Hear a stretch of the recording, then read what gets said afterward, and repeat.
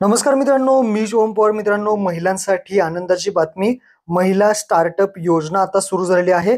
Startup योजनेसाठी online अर्ज आता सुरू झालेले आहेत.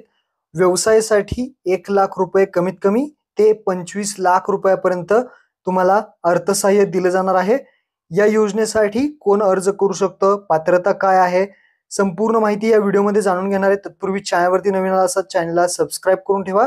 अशाच महत्त्वपूर्ण व्हिडिओज तुम्हाला भेटत राहतात. आणि टेलिग्राम ग्रुप जॉईन करून ठेवा, व्हॉट्सअपला फॉलो करून ठेवा. महत्त्वपूर्ण अपडेट्स तुम्हाला तिथे सुद्धा मिळतात. तर चला मित्रांनो, व्हिडिओ सुरू करूयात.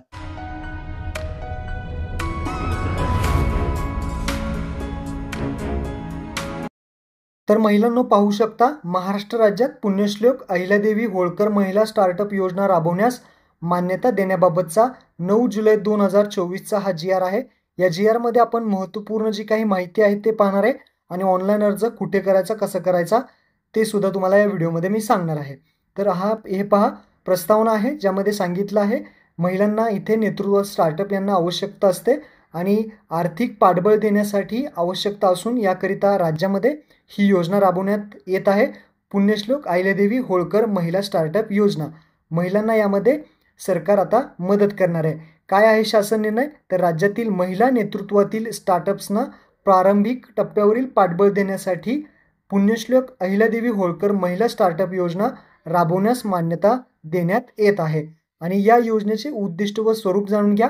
पहिलं आहे महाराष्ट्र राज्यातील महिला व नेतृत्वातील स्टार्टअप्सना पाठबळ देणे. दुसरं आहे राज्यातील महिला नेतृत्वातील स्टार्टअप्स व नाविन्यपूर्ण संकल्पना असलेल्या स्टार्टअप्सना व्यवसाय वृद्धीसाठी तसेच विस्तार करण्यासाठी एक वेळेस अर्थसहाय्य केले जाणार आहे.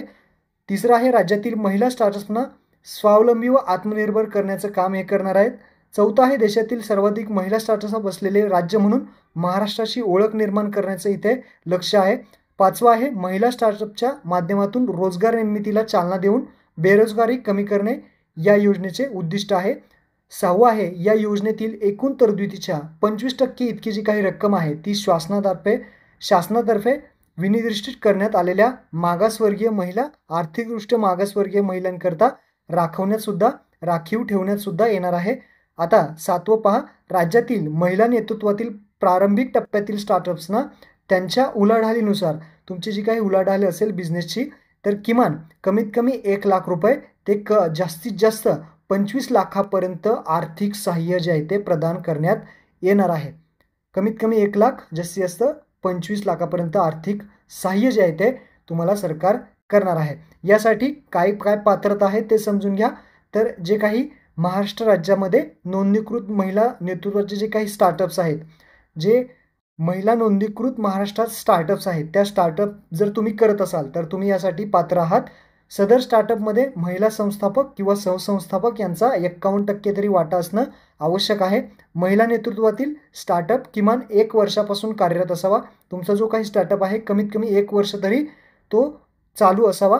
त्यानंतर महिला नेतृत्वातील स्टार्टअपची वार्षिक जी काही उलाढाल आहे, वार्षिक उलाढाल तुमची 10,00,000 ते 1 कोटीपर्यंत असली पाहिजे. या अंतर्गत जर तुम्हाला काही अनुदान भेटलं असेल, कोणतीही महाराष्ट्र राज्याची योजना असू द्या, त्यामध्ये जर तुम्हाला काही अनुदान भेटलं असेल तर यामध्ये तुम्ही पात्र नाही, ही गोष्ट लक्षात ठेवा.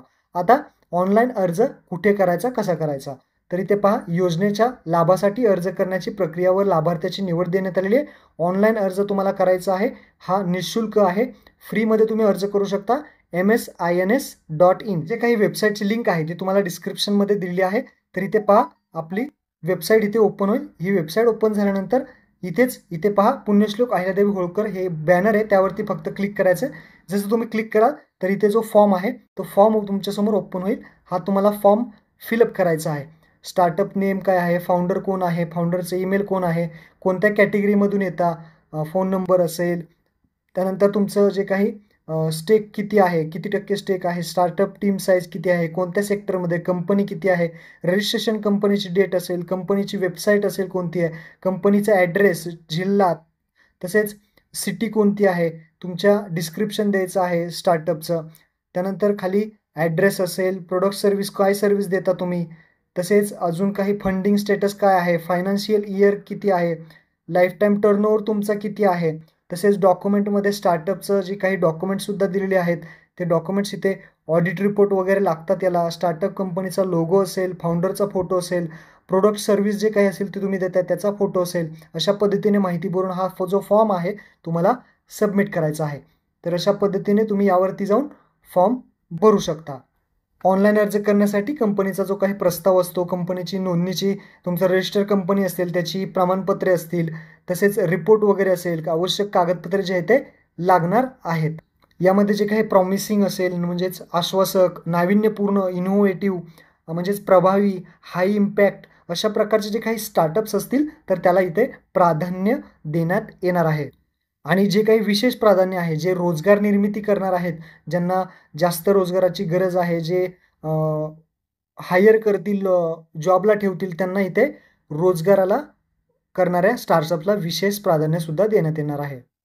तर अशा प्रकारची ही जी योजना आहे स्टार्टअप महिलांसाठी स्टार्टअप योजना, याचा जे GR आहे तुम्हाला डिस्क्रिप्शनमध्ये दिलेला आहे आणि वेबसाईटसुद्धा डिस्क्रिप्शनमध्ये दिलेली आहे. ऑनलाईन तुम्ही अर्ज करू शकता. महिलांना हा नक्की व्हिडिओ शेअर करा. धन्यवाद. जय हिंद, जय महाराष्ट्र.